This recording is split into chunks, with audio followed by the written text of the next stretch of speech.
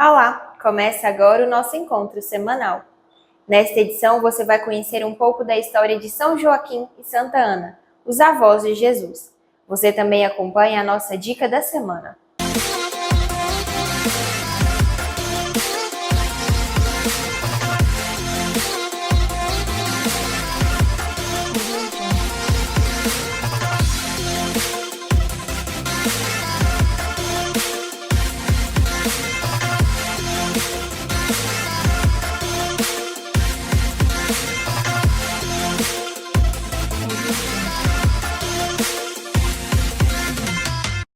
Os pais de Maria e avós de Jesus, São Joaquim e Santa Ana, são celebrados juntos no dia 26 de julho, a partir de 1969, após a reforma litúrgica do Concílio Vaticano II. Embora seus nomes não sejam mencionados nas Sagradas Escrituras, foram transmitidos por uma antiga tradição cristã.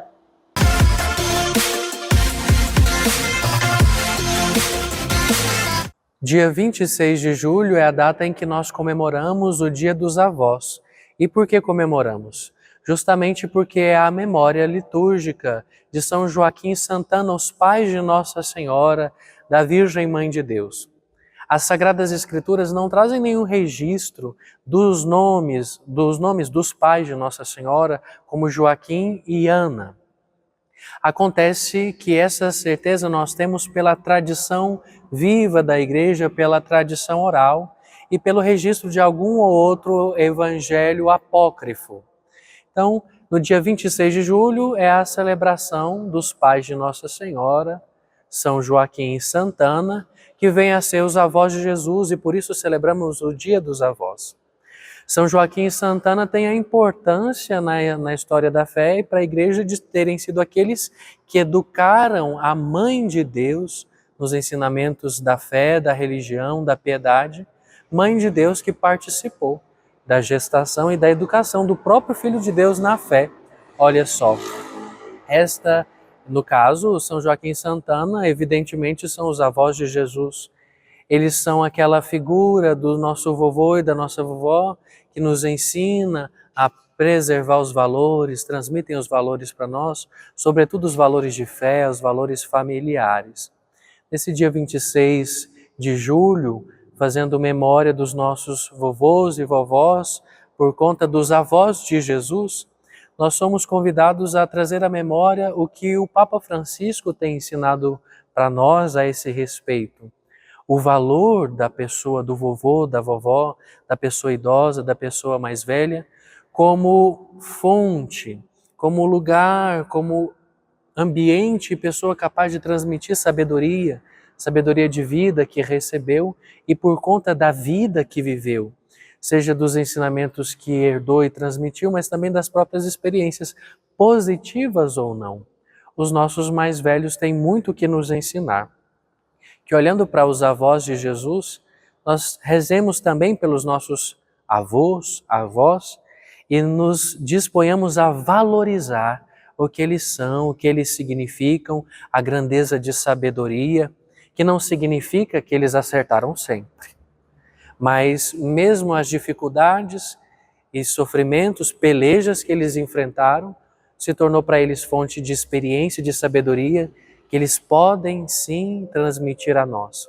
Vamos valorizar os nossos mais velhos, pessoa idosa, os nossos avós, como fonte de sabedoria, de ensinamento que eles têm e podem oferecer para nós, para que a gente caminhe dando os nossos próprios passos mais enriquecidos com um caminho que já foi trilhado, para que a gente também não precise passar pelas mesmas dificuldades, não é?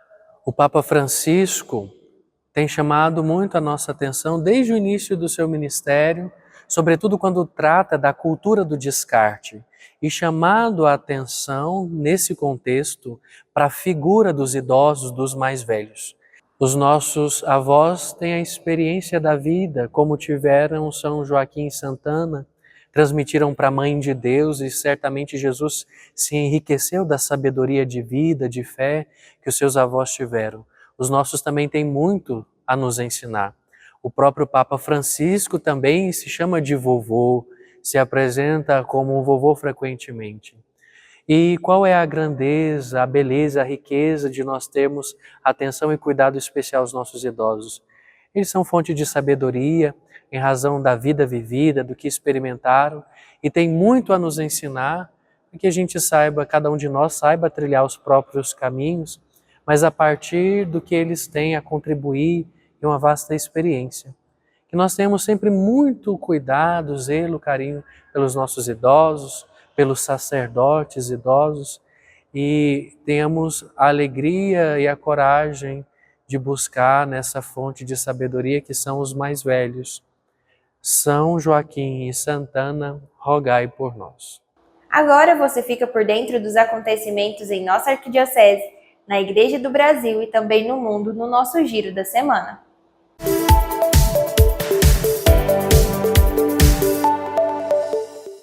No dia 18 de agosto vai acontecer o primeiro Congresso Arquidiocesano das Famílias, no Centro de Convenções da PUC, no Campus 2. A inscrição deve ser feita pelo link da bio do nosso Instagram. A Arquidiocese de Goiânia, o diácono Guilherme da Silva Cunha e seus familiares têm a alegria de convidar você, sua família e sua comunidade para a solene celebração eucarística, na qual ele será ordenado sacerdote. A ordenação será no dia 24 de agosto, às 9 horas da manhã, na Catedral Metropolitana de Goiânia.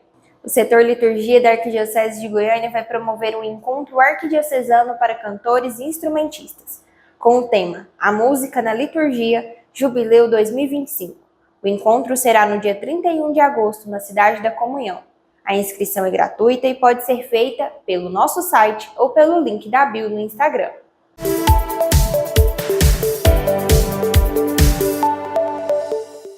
O mês vocacional, celebrado em agosto, é uma tradição na Igreja do Brasil.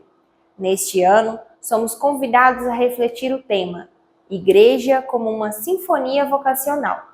Veja o recado de Dom Ângelo, presidente da Comissão Episcopal para os Ministérios Ordenados e a Vida Consagrada da CNBB.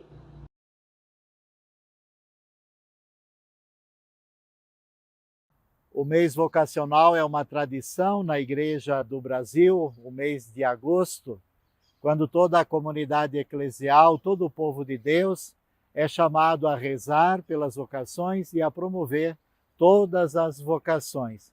Para ajudar nesse mês vocacional, sobretudo no tempo de oração e reflexão, a CNBB, através da Comissão dos Ministérios Ordenados e a Vida Consagrada, organizou um subsídio muito belo chamado Igreja, uma Sinfonia Vocacional, onde nesse subsídio são apresentadas reflexões e orações para os momentos da vida da comunidade, dedicadas ao ministério ordenado, à vida familiar matrimonial, à vida religiosa consagrada e aos ministérios leigos. Portanto, é um subsídio que oferece a oportunidade para refletir e depois rezar pelas vocações. O grande convite que nós fazemos é que nessa igreja, que é uma sinfonia vocacional, isso é, onde todas as vocações e ministérios têm o seu lugar, desde o bispo, o sacerdote, o diácono permanente, os religiosos e religiosas, consagrados e consagradas, a vida, a família, os diversos serviços e ministérios na igreja. Portanto, formando essa sinfonia e essa polifonia, onde todas as vocações podem exercer a sua missão, mas podem se expressar de acordo com a sua especificidade. Por isso, para ajudar nesse mês vocacional, nós temos um lema, rogai ao Senhor da Messe, nesse ano da oração, que nos prepara também para o jubileu de 2025. Portanto, vamos e somos todos convidados a rezar pelas vocações, a promover as vocações nas nossas igrejas particulares, dioceses, paróquias e comunidades, e ao mesmo tempo ajudar os vocacionados e as vocacionadas. Como Jesus pediu, vamos rezar ao Senhor da Messe para que mande os seus trabalhadores e trabalhadoras para a sua messe.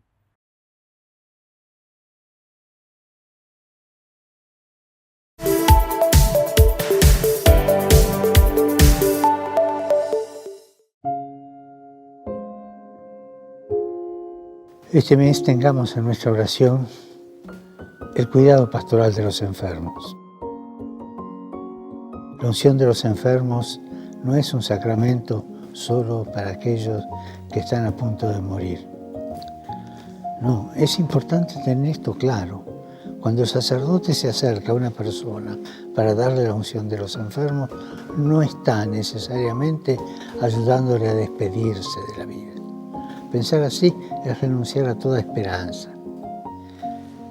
Es dar por sentado que después del cura llega el enterrador. Recordemos que la unción de los enfermos es uno de los sacramentos de sanación, de curación, que sana el espíritu. Y cuando una persona está muy enferma, conviene darle la unción de los enfermos. Y cuando una persona ya está anciana, conviene que reciba la unción de los enfermos. Oremos para que el sacramento de la unción de los enfermos dé a las personas que lo reciben y a sus seres queridos la fuerza del Señor y se convierta cada vez más para todos en un signo visible de compasión y de esperanza.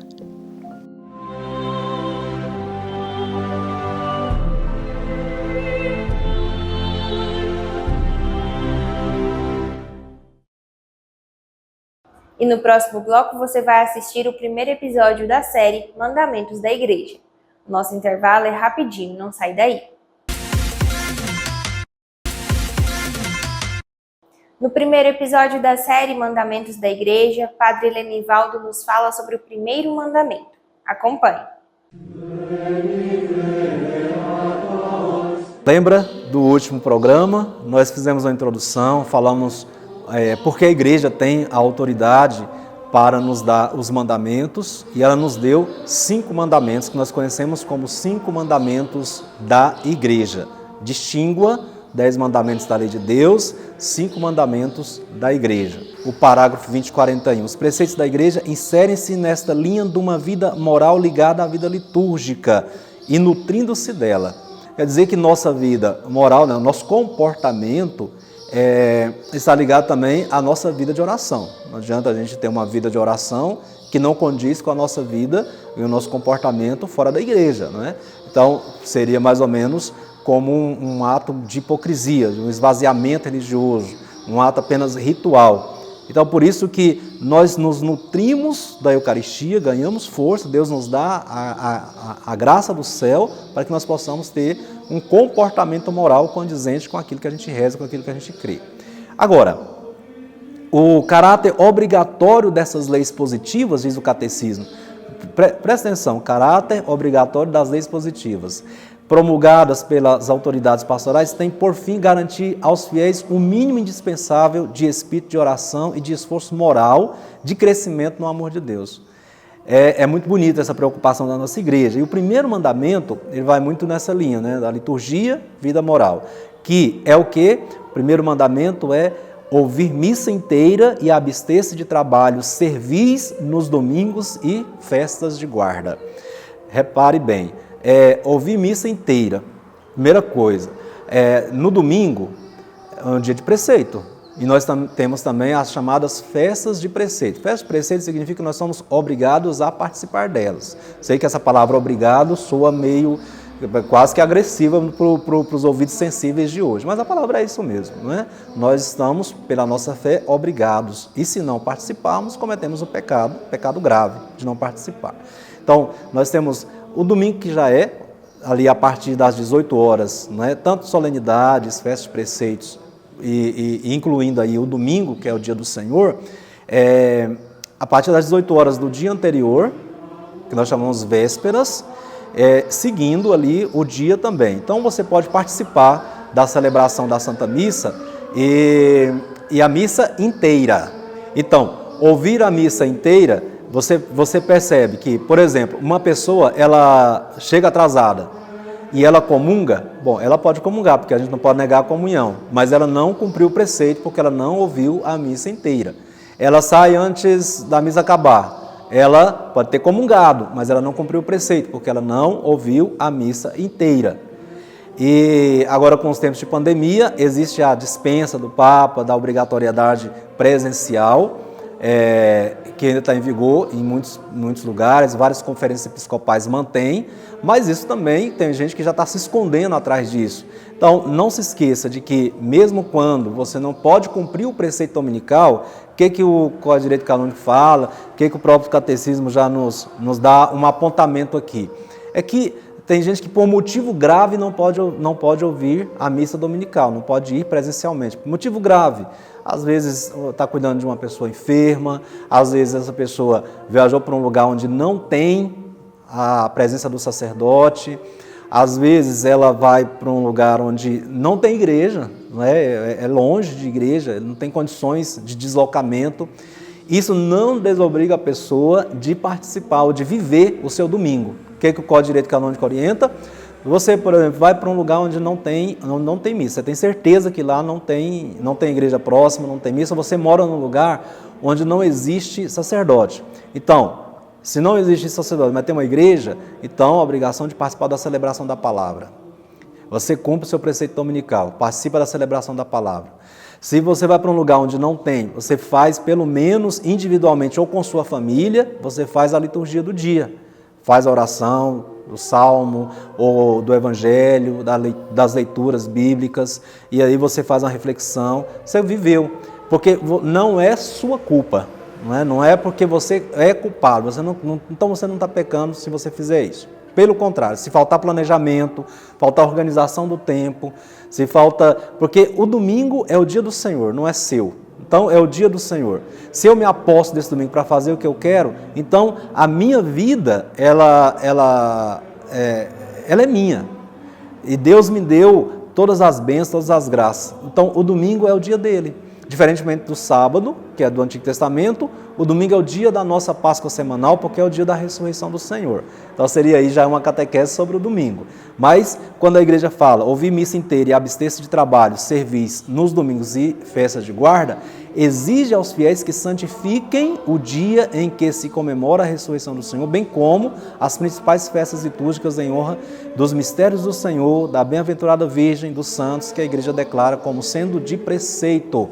Sobretudo participando na celebração eucarística em que a comunidade cristã se reúne e descansando de trabalhos e ocupações que possam impedir a santificação desses dias.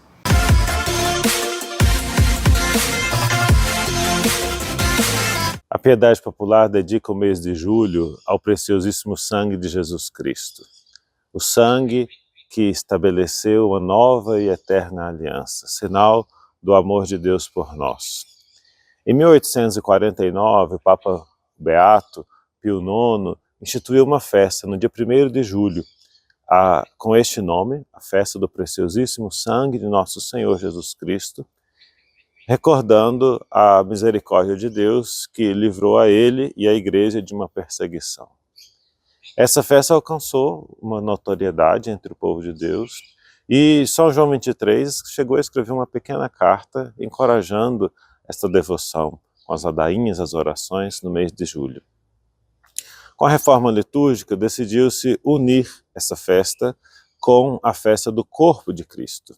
Atualmente se chama Festa, Solenidade do Corpo e Sangue de Nosso Senhor Jesus Cristo, unindo assim o mistério eucarístico em uma só festa, no contexto da tentativa de dar relevo à história da salvação, ao mistério como um todo, e nem tanto às particularidades. É lícito, contudo, e pode ser muito saudável para a fé, nos dedicarmos na piedade aos aspectos específicos que ao longo da história também suscitaram devoção e fé de tantas pessoas. O sangue já aparece na Sagrada Escritura como sinal de libertação desde o Êxodo. Na noite da Páscoa, os filhos de Israel imolaram o cordeiro por família e passaram o sangue nas portas. Aquele era o sinal para que o anjo libertador não matasse os filhos dos judeus e somente ferisse ao povo egípcio. Dali surge como que uma corrente de tradição na Sagrada Escritura em volta do sangue. Na liturgia judaica, o sangue do cordeiro imolado e oferecido a Deus pelo sacerdote era aspergido sobre o povo em sinal de purificação.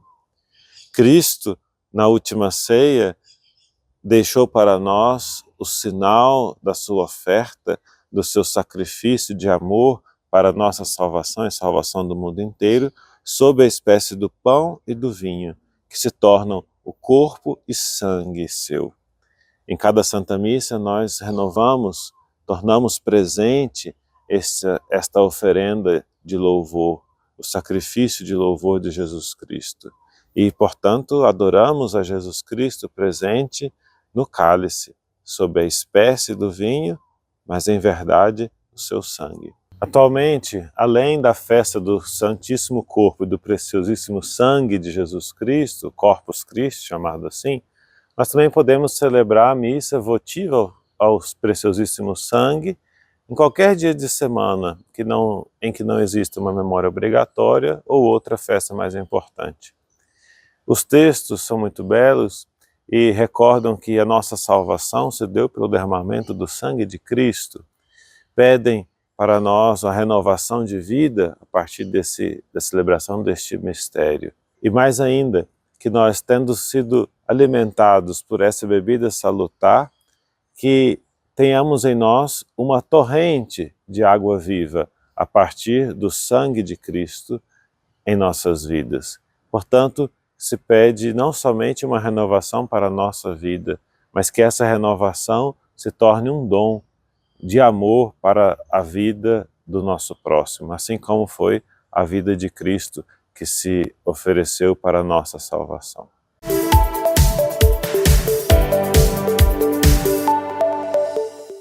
Há séculos, muitas pessoas deixam tudo para entregar sua vida à contemplação.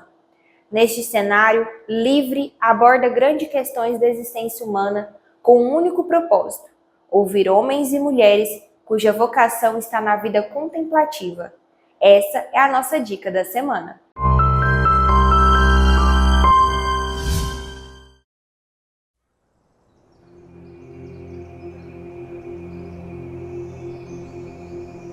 A sociedade também experimenta muito esse vazio existencial, não é? Um grande vazio, uma náusea existencial.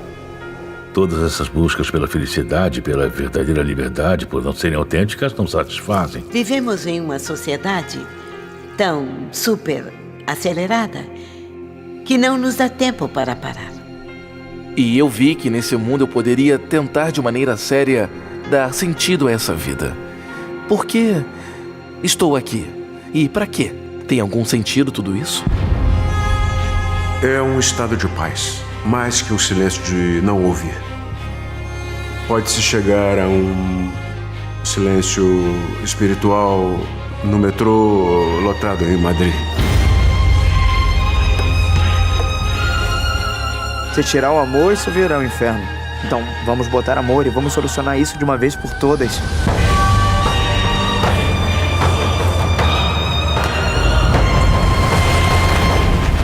Que toquem os sinos, porque o mosteiro está aberto. Porque ali tem mulheres que estão loucas. O que há por trás dessas mulheres que vivem aí? Livre, Duc in Altum. A partir de 15 de agosto, somente nos cinemas.